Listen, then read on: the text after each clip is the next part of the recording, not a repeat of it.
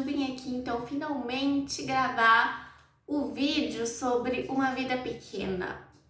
Esse aqui que é um dos meus livros preferidos da vida e um dos favoritos de 2023.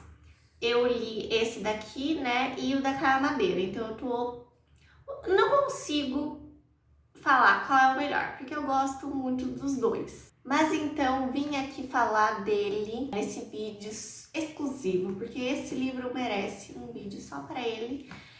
Bom, vocês já leram Uma Vida Pequena, sabem do que se trata? Esse livro aqui é Você vai ser destruído. É só isso que eu tenho pra dizer. Você vai ser destruído. Esse livro aqui é aquele que você ouve todo mundo falando que não vai ser bom para sua saúde mental se você estiver ruim. E realmente, gente, se você tiver esses problemas, esse tipo de gatilho, né? Se esses temas forem gatilhos para vocês, realmente não leiam. Mas no meu caso, na verdade, eu nem sabia muito bem do que era a história. Eu li por cima, mas era um livro que eu queria muito ler, porque eu via no TikTok todo mundo falando que gostava. E a minha amiga também tinha lido esse livro e falou que era incrível, então eu precisava ler, né? E aí, nunca ficava barato. Esse livro eu paguei R$105. Muito caro, mas ele nunca ficava mais barato. E aí, teve um dia que eu falei, quer saber, eu vou comprar, porque sinto que é essa hora de eu ler. E aí, li e me apaixonei e valeu cada centavo. Apesar de agora ter umas promoções, até na livraria tá mais barato que na Amazon, mas tudo bem. Então tá aí a oportunidade para vocês comprarem esse livro que tá menos de R$100 em algumas livrarias aí, então aproveita. Esse livro aqui, ele é um calhamacinho, né? Esse foi o primeiro calhamaço. Isso aqui é um calhamaço, né? Foi o primeiro que eu li, ele tem 780 páginas.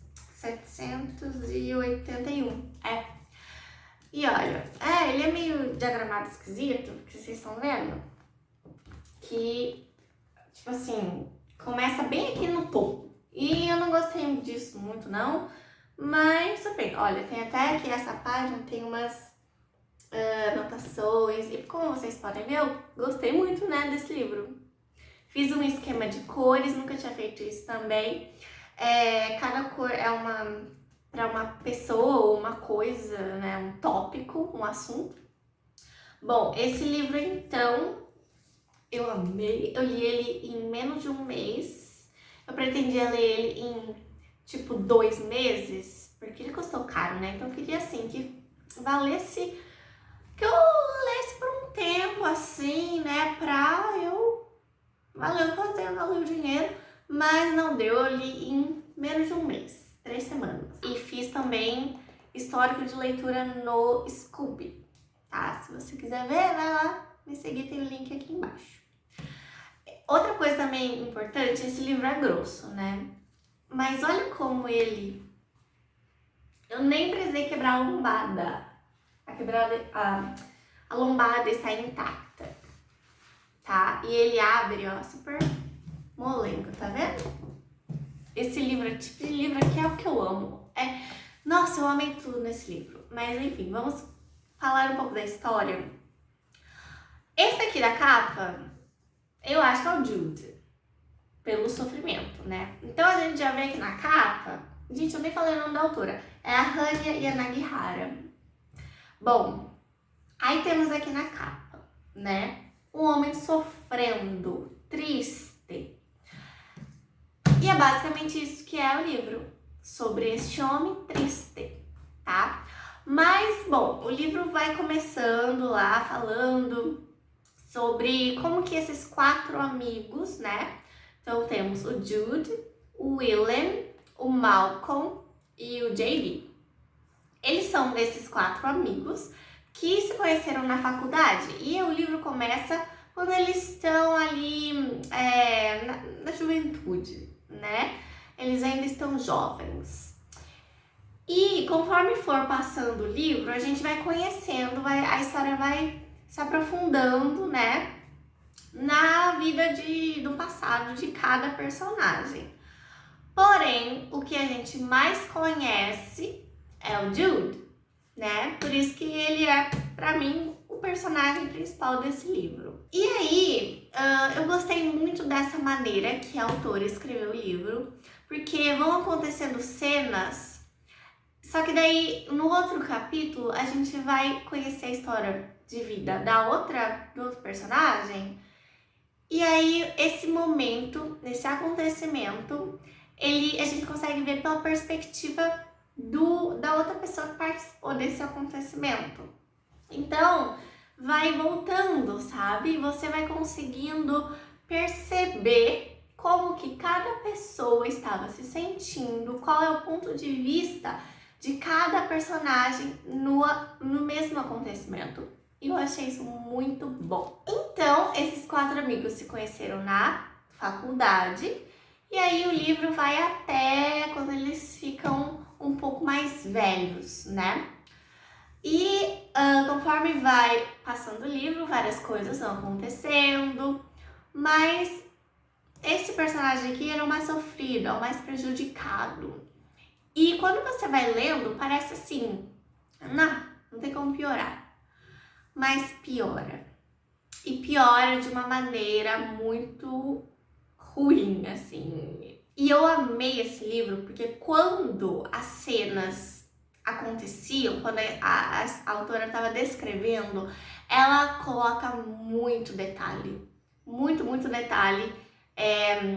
Que eu conseguia visualizar e sentir o que a pessoa estava sentindo. E isso, para mim, é muito importante. Uma boa descrição das cenas. Eu preciso conseguir visualizar, entendeu? E para mim, esse livro aqui foi espetacular nesse quesito. Essa autora realmente sabe descrever as coisas. E eu quero muito ler o outro livro que ela tem, que agora eu esqueci, Ao Paraíso, eu acho que é o nome, porque eu preciso ver se é a mesma escrita, se é a mesma coisa, se vai me impactar tanto. Eu acho que não, mas se bem que eu vi um vídeo de uma pessoa que ela leu Uma Vida Pequena e depois foi ler o outro livro e falou assim que era tão bom quanto, então eu preciso ler esse outro livro dela, que também é bem grande, né? Eu tô nessa fase de ler calhamaço. Quero só ler livros grossos. Bom, esse livro aqui você vai encontrar, né, gatilhos para relacionamentos abusivos, abusos sexuais, todo tipo de abuso você vai encontrar aqui, sobre morte também. Então, essas coisas, se você tiver mais sensibilidade para esse tipo de assunto, é melhor não ler esse livro, porque esse livro vai realmente impactar. Ele, por ter essa rica descrição, você realmente, até eu que não tenho, né, pra mim não é gatilho esse tipo de coisa, ficou em mim, assim, muito chocante. Foi chocante pra mim toda essa cena. E, gente, isso daqui, a gente pode analisar muito a questão do trauma, né? Tanto, assim, principalmente os traumas da infância, né? Que quando lá nos primeiros anos da nossa infância são os que determinam como a gente vai ser na vida na adulta, a gente pode ver muito claramente como esses traumas, essas vivências impactam na nossa vida adulta. Mas também alguns traumas, né, que vão acontecendo aí conforme a gente vai vivendo e que acabam gerando essa influência na nossa vida, nos nossos pensamentos. Mas o Jude, principalmente o Jude, mas todos eles a gente vai conseguir entender, conforme o livro for acontecendo, por que cada personagem é desse jeito. E no caso do Jude, ele sofreu muitos abusos. A gente já, desde o começo, né, já sabe que ele sofreu muitos abusos e a gente não consegue saber exatamente como aconteceu. Mas a autora vai deixando ali, assim, o que aconteceu, mas não explica como e por que, quem que fez e em que momento isso aconteceu. Mas a gente sabe que o Jude tem muitos traumas, sofreram muitos abusos. E é muito chocante quando você lê de fato a cena, porque você meio que tenta adivinhar, né? É meio previsível, você consegue supor o que aconteceu. Porém, quando você lê, é outra coisa. Você vai ver que é chocante, sabe? Pela maneira que foi escrita essa cena. Enfim, e aí o Jude tem todos esses traumas e conforme o livro todo for sendo, né, acontecendo, sempre vai voltando aquela mesma coisa. Então você percebe que esse padrão de pensamento, o Jude vai pensar certas coisas sobre alguns acontecimentos sempre, toda vez que algo assim de bom acontecer com ele vai ficar tendo o mesmo padrão de pensamento. E a gente sabe que é porque ele sofreu muitos abusos, né? Então é muito interessante pra gente refletir como os traumas podem impactar a vida inteira de uma pessoa. E é muito complicado também porque o Jude, ele sempre teve um médico. E esse médico, ele tratava sempre, né? Era o único médico que o Jude deixava ter acesso a ele. Então, qualquer coisa que acontecia, né? O Jude, ele tem o costume, o hábito, ele quase sempre, todos os dias, se corta. Mas ele não se corta para se matar, ele se corta para esquecer, né? Tentar se afastar dos pensamentos e dos sentimentos ruins que ele passa, né, na vida dele. Então, esse médico é o único médico que ele deixa mexer nele, né, fazer os curativos e tal. E esse médico sempre fala pra ele buscar ajuda, fazer terapia. Mas aí fica um ponto, né? O personagem, esse personagem, ele é muito difícil. Entra nessa questão de a gente percebe que você está muito necessitado de uma ajuda psiquiátrica, mas a pessoa se recusa a ir. Então, será que a gente deve ou não, né, fazer com que essa pessoa vá? Mas enfim, ele acaba não indo na terapia, mas aí outras coisas vão acontecendo e aí vocês vão descobrir, enfim, se ele teve ou não que isso, ele foi forçado ou não a ir na terapia, né? Porque muitas coisas vão acontecer. Vai ter tentativas de suicídio, então muitas coisas. E a gente vai vendo, né? Por que o livro chama Uma Vida Pequena? Seria pequena porque não aconteceram coisas que fizessem com que o personagem sentisse que a vida dele valeu a pena? Será que apenas uma ou outra coisa que aconteceu de bom, e aí para ele uma vida grandiosa é uma vida que aconteceram muitas coisas boas? Fica aí o questionamento. E confesso que em alguns momentos eu fiquei assim, gente, mas não tá vendo que as coisas boas estão acontecendo com ele porque ele merece, né? Mas eu entendo que é muito difícil para ele quebrar esse padrão de pensamento. E a gente não tem que julgar ninguém, porque cada um entende seus próprios traumas e tal. Mas eu amei esse livro. Eu acho que todo mundo deveria ler, porque é uma experiência. Eu não chorei em momento nenhum, mas as cenas, tem várias cenas que vocês podem chorar, tá? Esse livro, apesar de ter muitas páginas, ele flui muito bem. Você não fica cansado da leitura, mas você fica cansada do sentimento, né? Tinha algumas partes que eu precisava parar de ler, porque o que eu li foi muito intenso, foi muito forte, impactante. Eu precisava de um tempo para digerir isso tudo. Eu sou uma pessoa bastante visual, então eu preciso enxergar. E eu consegui enxergar muito bem, parece que eu tava vendo um filme. E visualizar essas coisas foi pra mim muito forte. Me deu um negócio assim esquisito no estômago, mas vale super a pena. Porque o livro, livro, ele é bom quando causa esse tipo de sentimento, né? E pode ser um sentimento ruim também.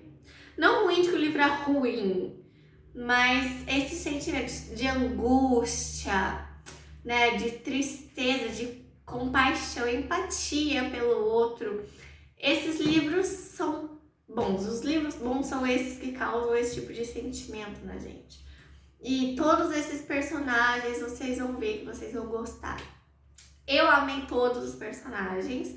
O meu preferido é óbvio que é o Jude, mas o William, ele vai ter um papel muito importante na vida do Jude, porque afinal eles são melhores amigos. E aí, mais pra frente, essa amizade vai se desenvolvendo e vocês vão ver o quão importante vai ser o William para ele